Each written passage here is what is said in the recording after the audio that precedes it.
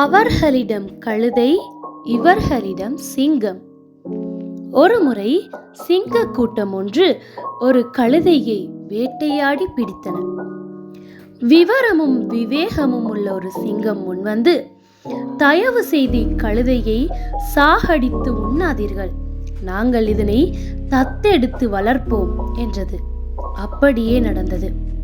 காலப்போக்கில் அக்கழுதை சிங்க கூட்டத்திற்கு விசுவாசமுள்ள சேவகனாக மாறிவிட்டது. பின்னர் அக்கழுதை சிங்கங்களின் ஆதரவு பெற்ற கம்பீரமான தலைவராக கழுதை கூட்டத்திடம் அனுப்பப்பட்டது. பயந்து அஞ்சிய மற்ற கழுதைகள் அதனை மதித்து உயர்த்தி வைக்க ஆரம்பித்தன. அந்த கழுதையோ தனக்கு மாறு செய்யும் கழுதைகளை பிடித்தடைத்து சிங்கங்களுக்கு இரையாக வழங்கியது. சமயோசிதமான இந்த வழிமுறை மூலம் கஷ்டப்பட்டு கடின உழைப்போடு வேட்டையாட வேண்டிய தேவை சிங்கங்களுக்கு இல்லாமல் போனது. இலகு வழியில் உணவும் கிடைத்தது.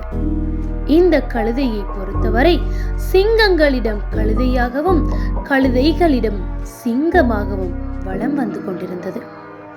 இப்படித்தான் நமக்குள்ளும் பல கழுதைகள் காலத்தை ஓட்டுகின்றன.